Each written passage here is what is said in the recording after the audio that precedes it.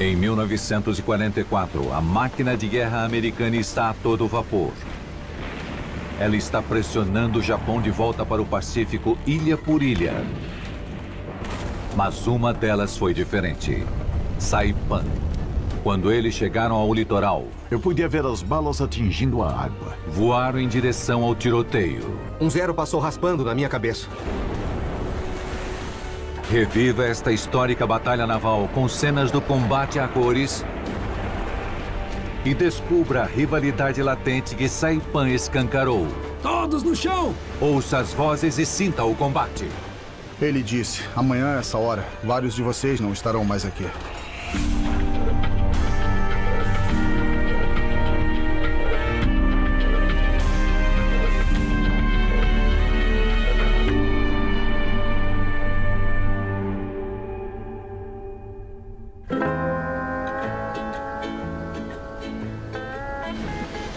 Havaí, janeiro de 1944. O ataque a Pearl Harbor aconteceu há 2 anos. Depois de um início duro na Guerra do Pacífico, os Estados Unidos estão recuperando sua confiança. Ao invés de um campo de batalha, o Havaí agora é uma área de lazer para as tropas de licença. A batalha parece muito distante.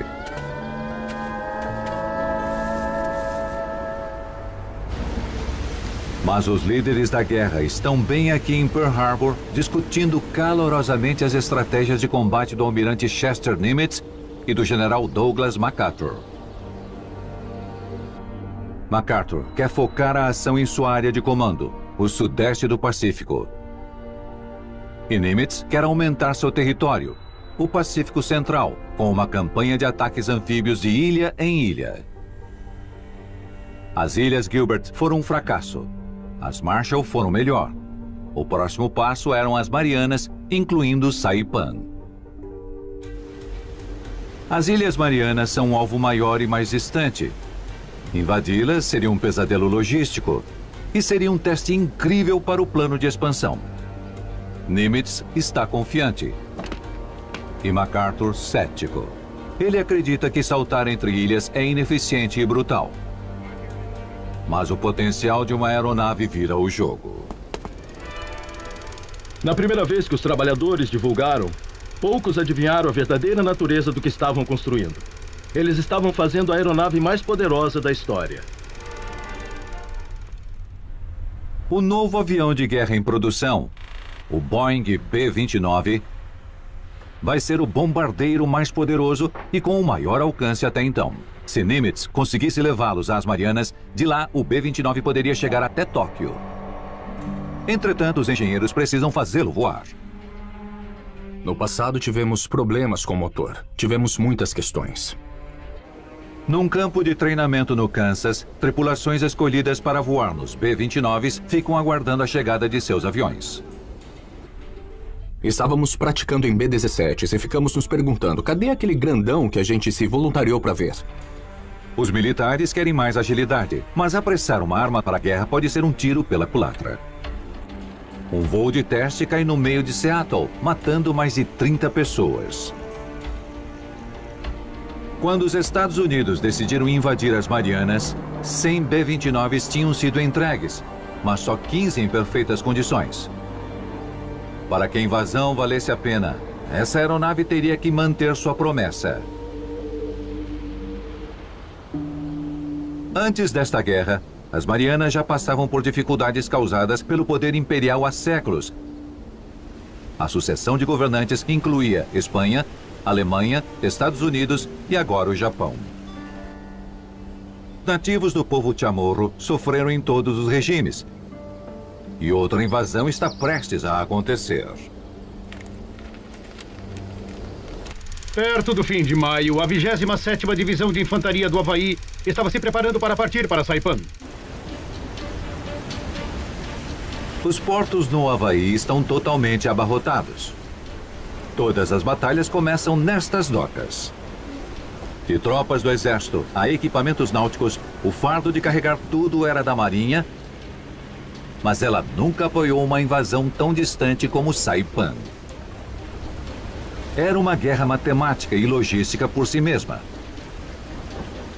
110 navios carregados até o limite. Rações alimentares para 32 dias e aproximadamente 128 mil tropas. 20 dias de munição, combustível e óleo. Veículos anfíbios de combate e artilharia pesada. Ao todo, 75 mil toneladas de carga que precisam ser alocadas em algum lugar. Cada quina e canto está cheia de coisas ou de gente. Em retrospectiva, fuzileiros como Charles Pace parecem receosos em deixar o Havaí. Era um lugar agradável. A gente odiou partir. Na verdade, a gente odiou em dobro porque ninguém sabia para onde estava indo.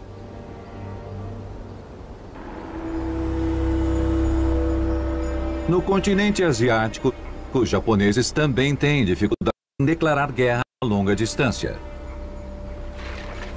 Na China, encostas ardem em chamas com bombas incendiárias, apenas para causar medo.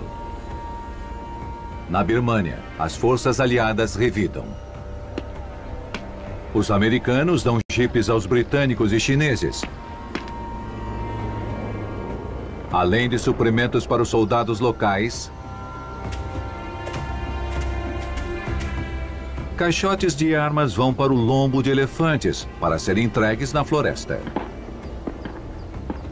Em 1944, o Japão está recuando. Guerrilhas da Birmânia levam prisioneiros de guerra a cativeiros, marcando a perda de apoio do Japão na Ásia continental. Já no Pacífico, eles correm para fortificar suas ilhas colonizadas e o imperador Hirohito sabe o que está em jogo e ainda manda uma mensagem às suas tropas. Se perdermos Saipan, ataques aéreos em Tóquio serão comuns. Vocês devem proteger Saipan a todo custo. No dia 14 de junho, em torno de 32 mil japoneses entrincheiraram-se para defender. Um almirante prevê que o ataque viria dentro de um mês. Mas os americanos vão desembarcar no dia seguinte.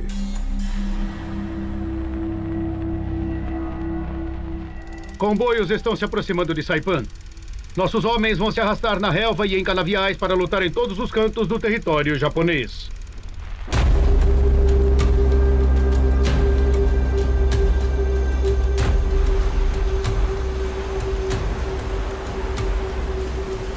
Enquanto os militares se aproximam de Saipan, eles sabem que invasões anfíbias são um trabalho em curso. E a curva de aprendizado é manchada com fuzileiros mortos. Roy Roche se lembra do clima solene. Um dia antes da gente desembarcar, o comandante da nossa companhia apertou as mãos e conversou com todos os homens.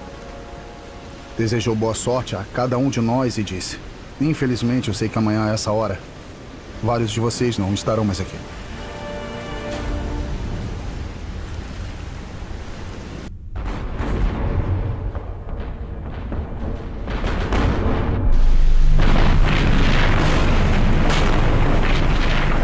Na manhã do dia D, a Marinha faz chover balas em Saipan, atirando à distância. Ela sacrifica precisão em prol de um grande volume.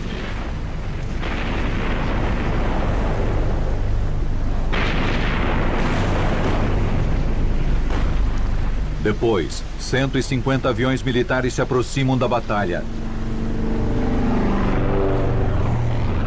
encarando o contra-ataque. Eles encurralam as praias para apaziguá-las antes de pousar.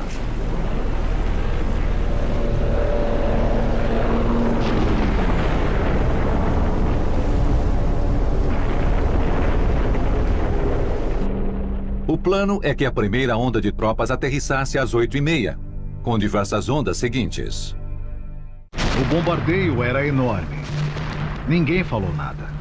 Todos os homens estavam tensos, porém prontos. Eles começam a chegar. Como invasões anteriores, as ilhas resultaram em muitas baixas. Eles tentam uma nova abordagem. Tanques anfíbios fortemente armados tomam a dianteira, seguidos de perto por tratores com tropas.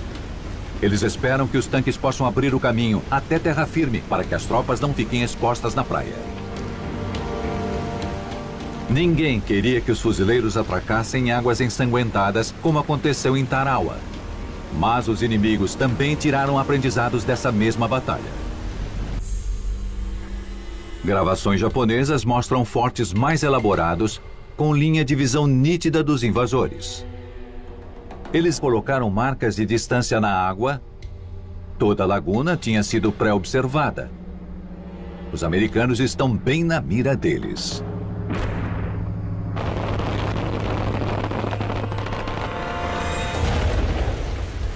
O coronel James Donovan comanda uma das lanchas de desembarque logo atrás de um tanque que devia lhes dar cobertura.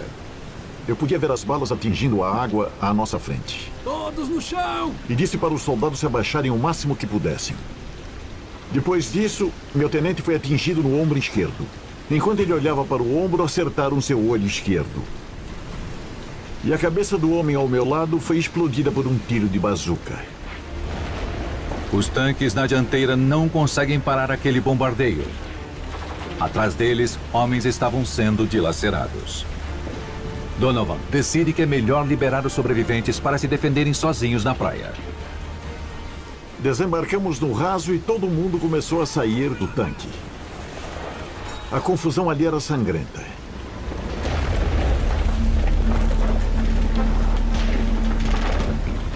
O caos começa enquanto os homens correm atrás de cobertura.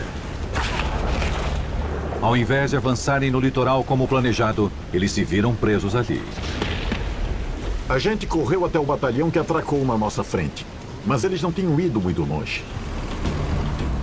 Um batalhão luta por 1 hora e avança somente 11 metros na praia. Muitos homens apenas se agacham na areia e mantêm as cabeças baixas.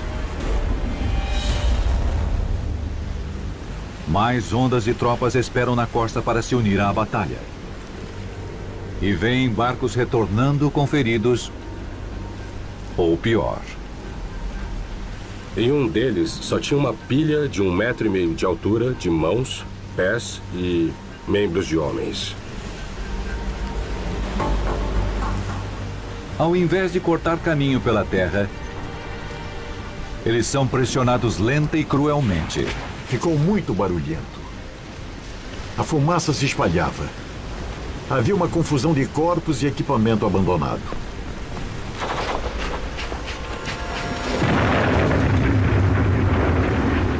A cena era assustadora. O dia D em Saipan tem um mau começo. Mas a Marinha conseguiu sua primeira base. Por dias a fio, eles protegem quase 10 quilômetros de praia. E mais de 800 metros do interior, apenas 2/3 do objetivo. 15 de junho foi repleto de falhas e acertos. Tentativas e erros. Coragem e enganos. Foi um dia muito longo. E para muitos, foi o último.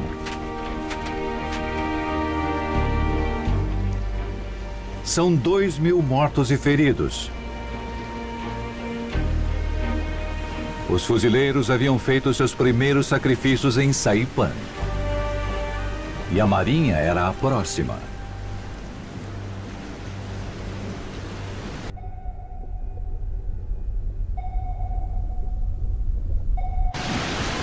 Enquanto anoitece no dia D, um submarino americano espiona uma armada grande a caminho do Mar das Filipinas. Os japoneses estão vindo tomar a ilha invadida de volta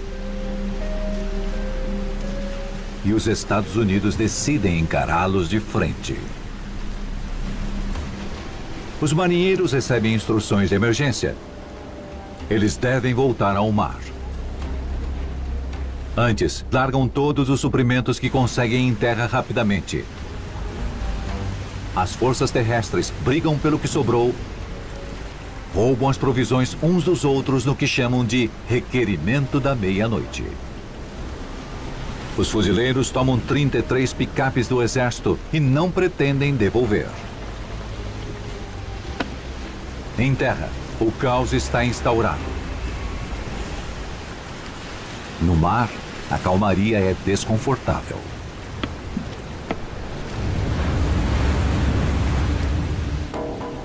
Brincar de esconde-esconde com porta-aviões é uma nova forma de guerra.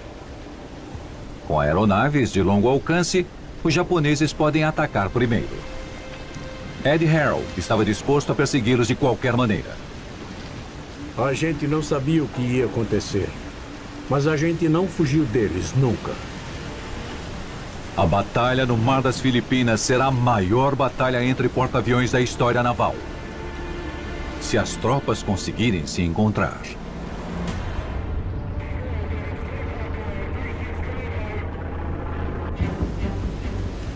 O radar americano detecta aeronaves a caminho.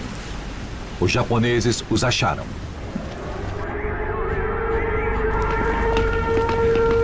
Pilotos entram em seus F-6F Hellcats para encontrá-los.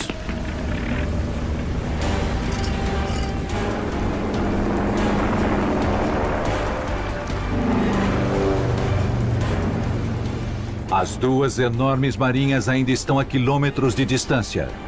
Então será piloto contra piloto numa luta brutal e aterradora em frações de segundo.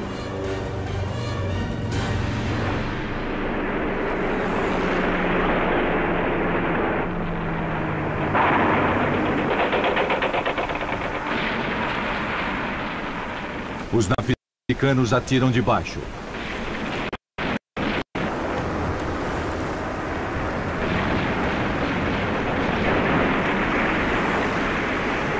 Wallace Brunton estava a bordo de um destroyer, o USS Callahan. Nós sabíamos que eles não tentariam atacar os destroyers. Eles queriam os porta-aviões. A gente só precisou atirar neles.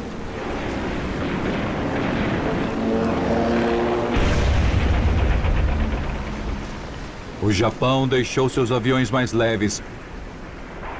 Eles ganharam alcance, mas perderam resiliência. Em batalhas aéreas, eles não aguentam o tranco. Os Hellcats americanos derrubam mais de 20 aviões da primeira onda de ataque.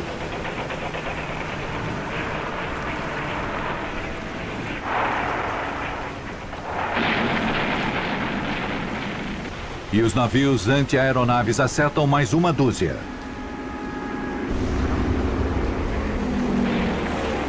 Um bombardeiro japonês acerta em cheio um navio de combate da Dakota do Sul. 24 marinheiros morrem sob uma nuvem de fumaça. Então, a segunda onda de ataque chega. 128 aviões. O piloto da Marinha George Kirk entrou na peleja com seu Hellcat. 1-0 passou raspando na minha frente. Ele estava seguindo outro Hellcat. A gente se cruzou e eu consegui atirar. Eu salvei o outro piloto. Essa onda de ataques acaba pior que a primeira. Eles não acertam nenhum navio e muitos caem no mar.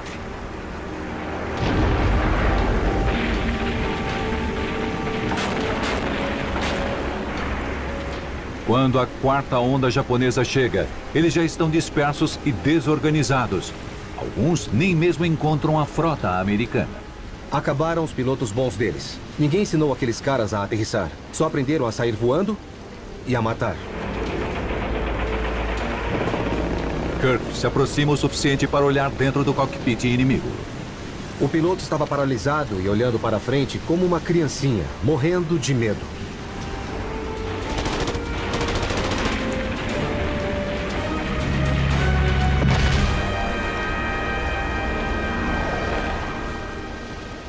É uma vitória épica, que os americanos apelidaram de a Grande Caça aos Perus das Marianas.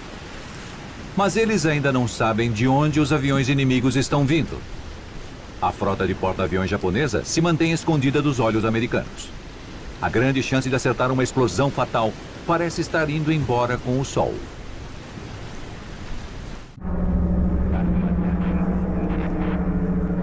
Na manhã seguinte, os americanos acordam decididos a encontrar a frota inimiga. Aviões de reconhecimento buscam em mar aberto o dia inteiro, sem sorte. Eles temem que o inimigo tenha recuado. Até que, às 4 da tarde, eles encontram japoneses a 443 quilômetros de distância. Os marinheiros são notificados para embarcarem em seus aviões. Ed Harold se lembra do choque de adrenalina. Foi como se a gente estivesse no meio de uma torcida organizada, porque a gente sabia que estava indo atrás deles. E sob a luz do final da tarde, 200 Hellcats decolaram em apenas 20 minutos. Podia ser a última chance de atacar a marinha japonesa. Mas é uma decisão arriscada. A frota inimiga está longe demais para os Hellcats de alcance curto voltarem em segurança. E é tarde demais para voltar com a luz do dia. Tinha centenas de aviões lá fora. E nenhuma experiência em voos noturnos. No crepúsculo, os pilotos americanos encontram a frota. Não sobra muito tempo. Alguns dos navios pequenos navegam a 40 nós, alvos complicados. Os navios maiores chamam mais a atenção.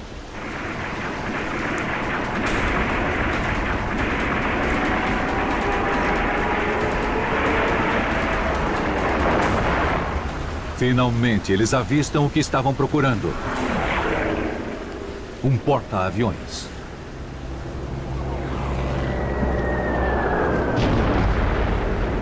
Olhando de cima, parece que acertaram em cheio.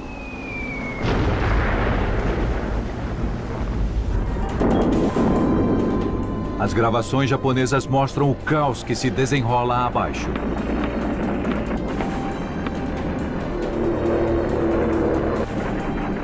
A infantaria tenta repelir os americanos. O Converse está tão danificado que os pilotos japoneses não conseguem pousar. Em vez disso, eles têm que se jogar na água.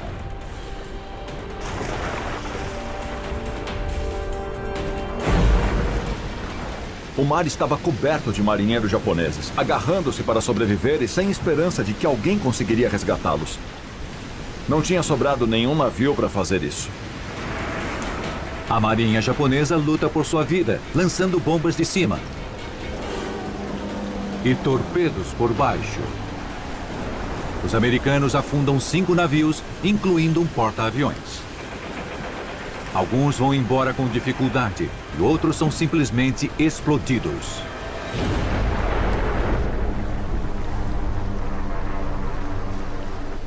Mas não há tempo para comemorar. Eles precisam retornar no escuro.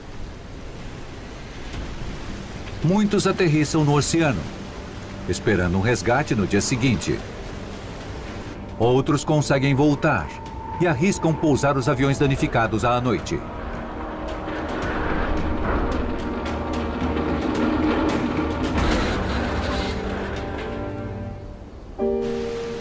Em 2 dias, os Estados Unidos perderam 100 aeronaves e 50 homens. Mas as baixas japonesas são pelo menos 4 vezes piores. Para eles, o fracasso é esmagador e nunca será recuperado. Carreguem! Apontem! Disparem!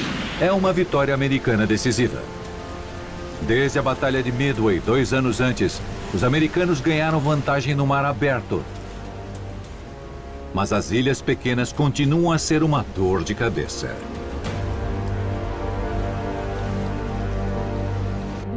Uma vez desembarcados em Saipan, o primeiro objetivo é o campo de aviação Aslito. Uma base em potencial para o B-29, então defesa pesada é esperada. O caminho para o campo de aviação passa por campos densos da plantação principal de Saipan. Eram milhares de hectares de canaviais extremamente densos e da altura de nossas cabeças.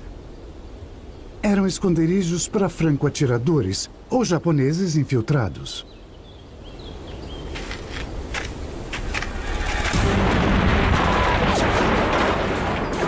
Escondidos no labirinto de cana-de-açúcar e na colina acima, os japoneses emboscam os americanos.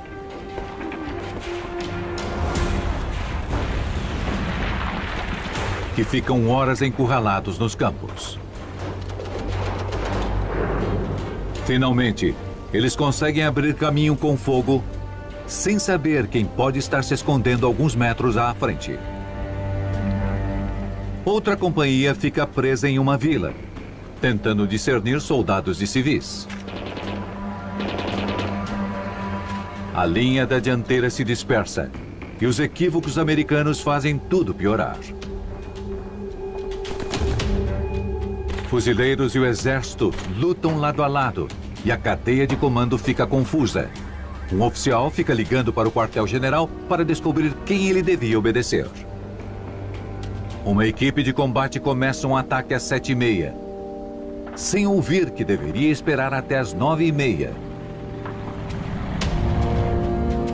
E um regimento inteiro fica sem equipamento de comunicação, pois ele nunca foi entregue pelo navio antes de zarpar para a batalha naval. Com armas pequenas, artilharia de campo, explosões de tanques e fogo, os americanos correm pelo perigoso canavial e se aproximam do campo de aviação, que prometia ter uma resistência ainda mais dura.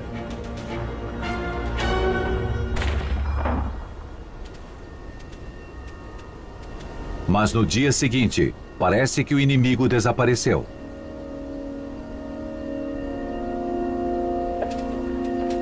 O campo de aviação foi abandonado. Há restos toscos de uma aeronave japonesa bombardeada sujando a pista.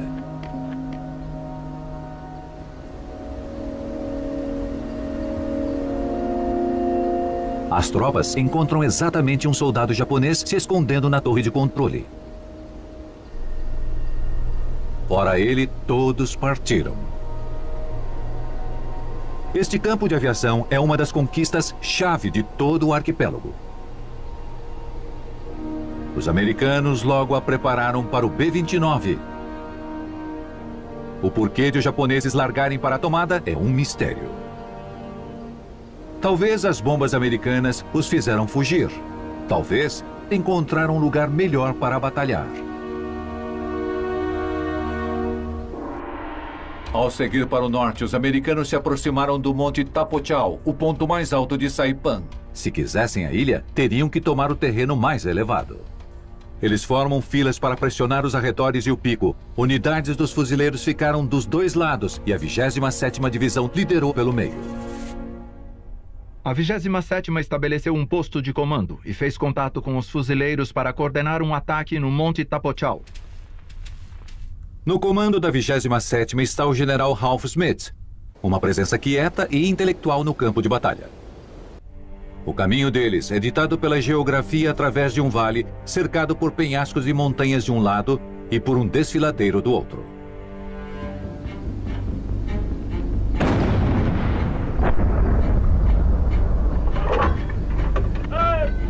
Quando a ação começa a ficar mais intensa, o exército, liderado por Ralph Smith, é repetidamente atacado no meio e não avança tanto quanto os fuzileiros do outro lado.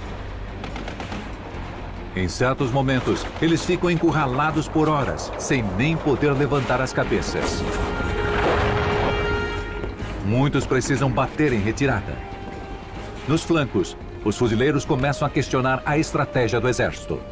Não fazíamos ideia do que tinha acontecido com a 27ª. Eles bateram em retirada, deixando a gente exposto. Ralph Smith ordena que a 27ª continue. Avançar 46 metros em 1h30 não é nada satisfatório. Comecem a se mexer de uma vez. Em resposta à pressão, um comandante levanta sua companhia e corre precipitadamente pelo vale. 46 metros à frente, eles passam por uma chuva de balas. O comandante recebe um tiro e é morto. O exército apelida seus arredores de Vale da Morte e Colina Coração Roxo. Os japoneses se intocaram em ambos os lados do vale. E vindo do sul, a artilharia americana não tinha uma boa mira. As tropas do exército precisam avançar com pouca cobertura. Para os japoneses, isso é mais fácil que roubar doce de criança. Agora!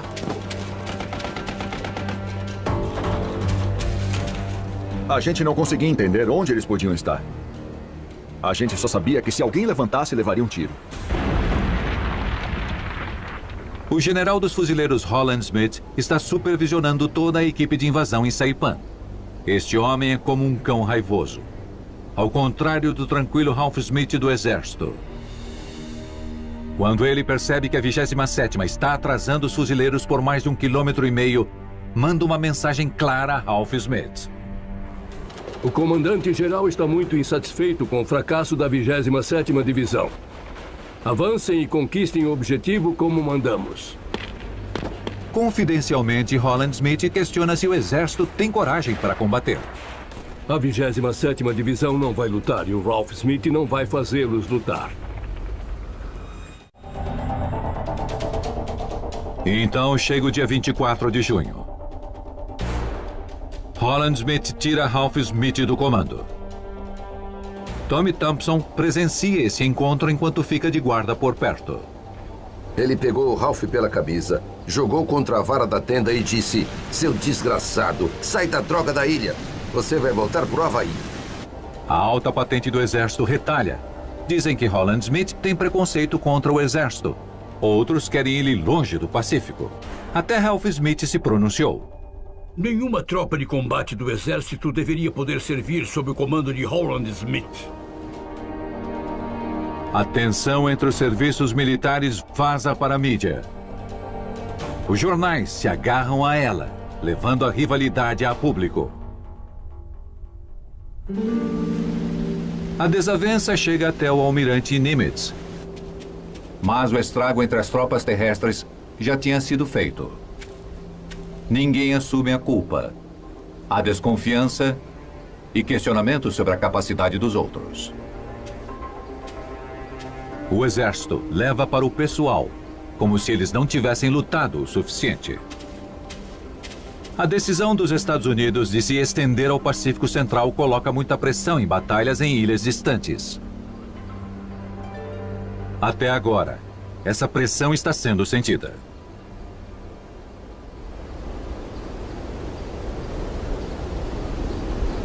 Nossas condições de vida eram duras. Nossos aparelhos de barbear eram os capacetes de aço.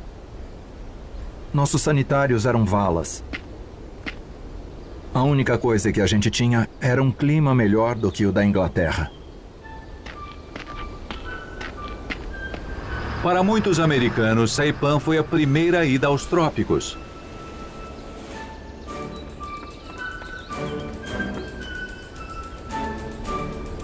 O calor e a umidade podem ser sufocantes. Quando eram liberados para sair do front, as tropas tentavam restaurar seus corpos e mentes. A gente não tomava banho há um mês. Quando a gente tirava as meias, saía pelo junto.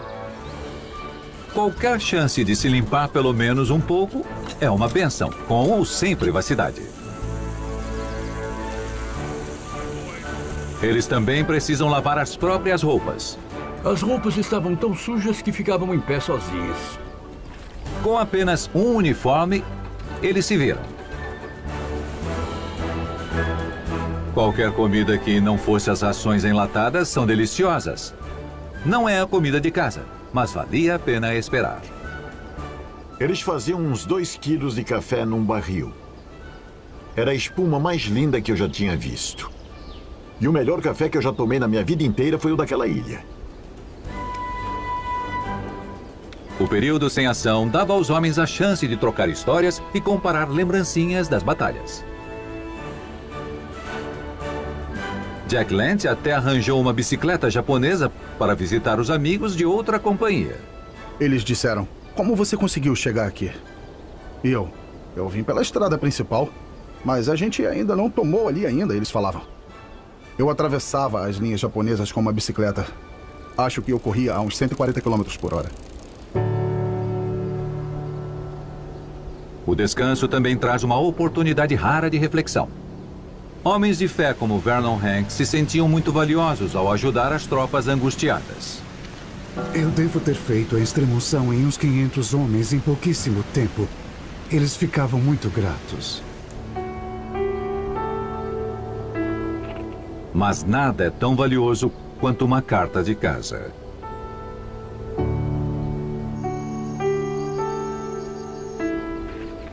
Qualquer coisa que tirar suas mentes da guerra é bem-vinda. Mas logo chega a hora de voltar ao trabalho. Ainda há muito a se fazer no Monte Tapochau. A batalha pelo Monte Tapochau é lenta e sanguinária, mas esse terreno elevado é fundamental para o avanço americano. Sem nenhum ângulo bom para apoiar a artilharia, as tropas vão precisar marchar até a colina Coração Roxo e derrotar os japoneses com armas pequenas. Morteiros, metralhadoras e granadas. Era uma batalha penosa em muitos sentidos. Uma companhia parte com o nascer do sol e perde 12 homens antes das 9h30. John Brown tenta carregar os feridos para longe do declive quando o fogo inimigo chega até ele. Eles abriram fogo na nossa direção e muitos se jogaram no chão. A gente teve que abandonar quem estava em macas e eles os mataram. Tinha um moço, Tete Moore, de Dallas, que se ajoelhou no chão e disse: "Nossa, essa foi por pouco." Aí uma metralhadora começou a atirar e acertou ele por trás. As balas atravessaram o peito dele. Sendo tão difícil confrontar os japoneses escondidos, os americanos apelam aos incêndios.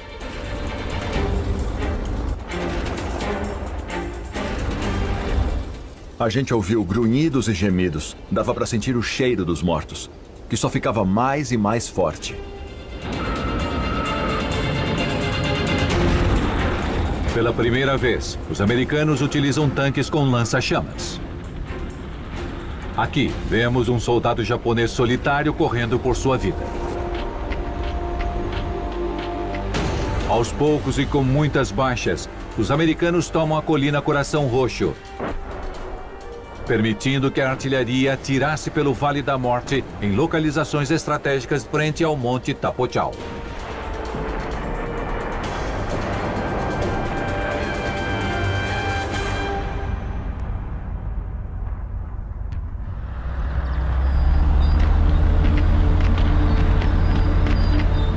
Dez dias após o desembarque, os americanos tomam o pico. O general Holland Smith escala por conta própria e aponta o valor estratégico da montanha que custou tantas mortes. 4.000 baixas. Muitas eram da 27ª Divisão do Exército. Homens que Holland Smith havia destituído por ineficiência. A diminuição das batalhas devia ser um alívio bem-vindo. Há feridas para curar, fisicamente e na operação.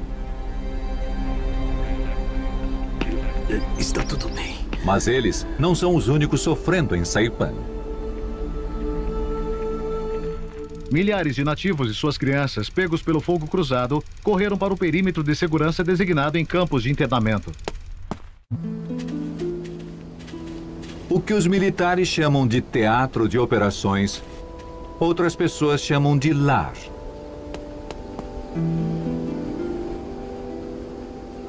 Os 25.000 habitantes de Saipan estão presos em uma zona de conflito autônoma. As tropas afunilam o máximo de pessoas nestes campos. Alguns são coreanos que vivem sob o domínio japonês por décadas e tratados quase como escravos. Muitos foram mortos junto com os japoneses, porque os americanos não conseguem diferenciá-los. A tragédia que se desdobra chama a atenção do almirante Nimitz, que convida um pastor coreano-americano de Honolulu, pastor Noah Chol, para acompanhar os fuzileiros.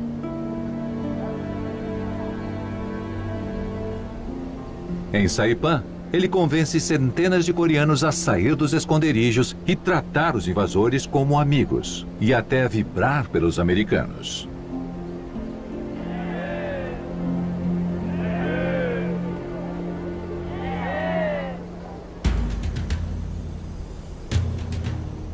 Nem todos os civis foram convencidos.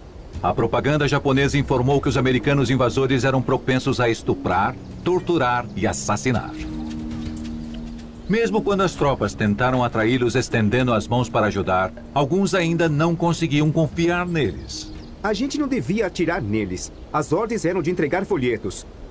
Muitos foram salvos assim. Mas a gente tinha que ter cuidado, porque muitos eram soldados. Quando não se tem certeza sobre quem está se escondendo, todo cuidado é pouco. Se eles não saíssem, os americanos não entravam.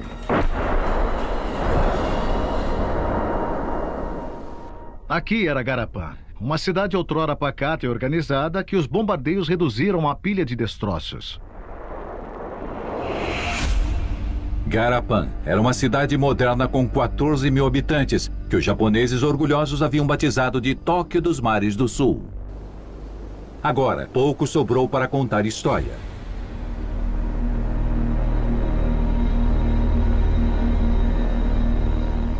Mas as tropas terrestres ainda precisam protegê-la. Essa é a primeira grande batalha em ruas da campanha de saltar entre ilhas. É tão difícil lutar em destroços e escombros quanto em uma montanha repleta de cavernas. Leva 4 dias para eles vencerem. Quando a gente passou por Garapã, aquela cidadezinha moderna desapareceu. As ruínas tiveram que ser jogadas ao mar. Se este é o destino da Tóquio dos Mares do Sul, o Japão com certeza teme pela Tóquio verdadeira.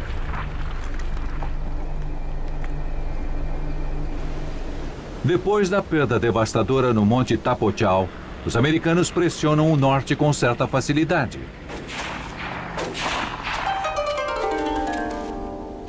Muitos japoneses lutam até a morte.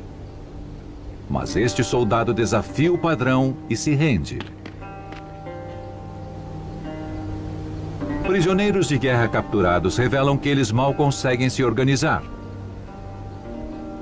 Os comandantes japoneses deixam a responsabilidade com seus superiores. Nossas forças foram liquidadas. Não podemos esperar que tenham condições de lutar. Poucas companhias permanecem intactas. Soldados estão em grupos improvisados, unidos apenas pelo acaso. Eles têm pouca água. Muitos sobrevivem com cana-de-açúcar. Ainda assim, eles lutam até o fim. Os últimos dias de Saipan vão chocar até o soldado mais insensível.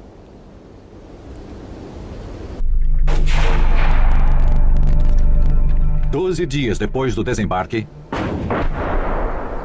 os americanos seguem à ponta norte da ilha. Milhares de soldados japoneses continuam vivos, desesperados, mas ainda mortais. Os focos de resistência estão espalhados. Podem levar dias para desatar um único nó subterrâneo bem colocado. Com um estouro brutal. Os americanos confiam em seu poder de fogo esmagador. E às vezes, no próprio fogo. Ainda há uma rixa entre os militares. O exército pede tanques para os fuzileiros e eles recusam. Também há contratempos militares. A munição está acabando. Os estrategistas usaram as pequenas ilhas Marshall e Gilbert para referência para os suprimentos de Saipan. E Saipan é tudo menos previsível. Está levando mais de 3 semanas para vencer. Mesmo quando a costa norte chega ao campo de visão, não é tão fácil. E as baixas em ambos os lados está prestes a disparar.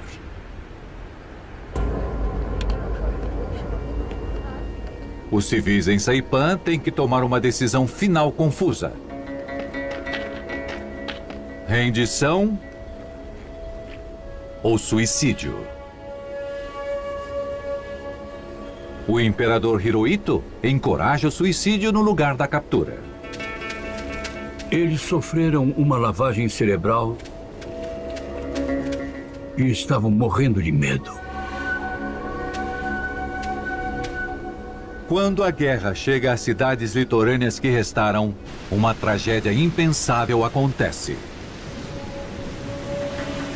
Aquele penhasco tinha uns 60 metros e acabava em rochas.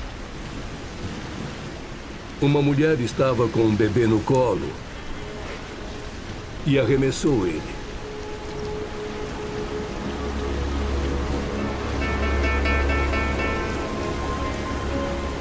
Depois ela pulou.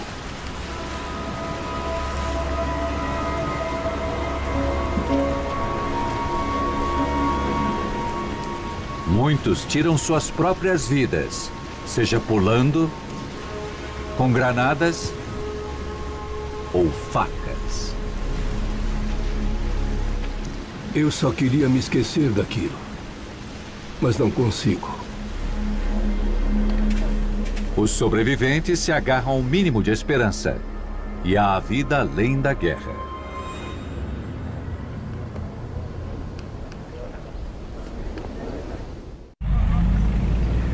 Os últimos dias em Saipan são como caminhar num campo minado. Grupos de japoneses escondidos, até mesmo soldados solitários, fazem cada passo ser duvidoso. E eles ainda têm uma carta na manga.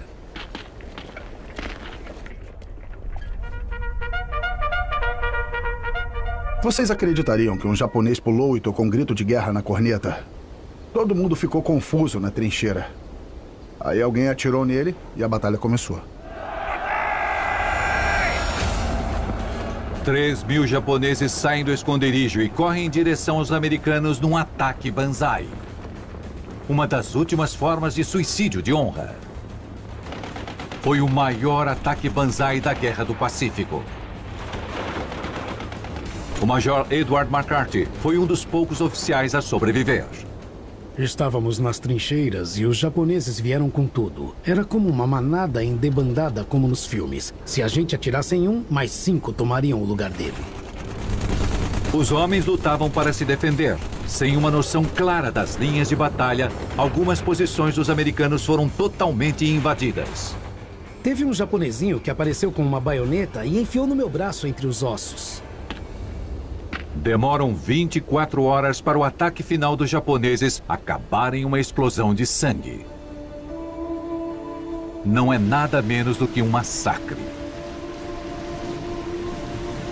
Muitos morrem agarrados às armas simples que lhes sobraram. É a vingança final às forças de invasão. Quase 1.000 americanos são mortos ou feridos neste último ataque do inimigo.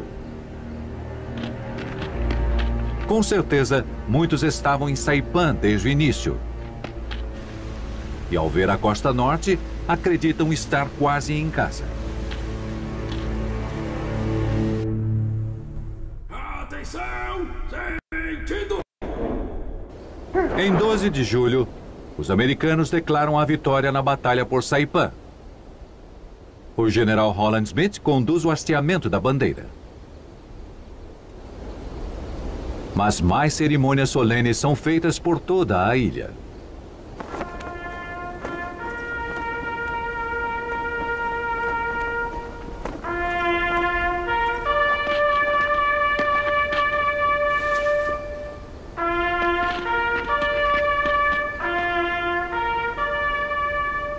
Os Estados Unidos sofreram mais de 3.500 baixas e há mais de 10.000 feridos.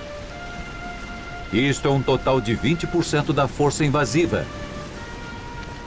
A mesma porcentagem da Batalha de Tarawa no outono anterior.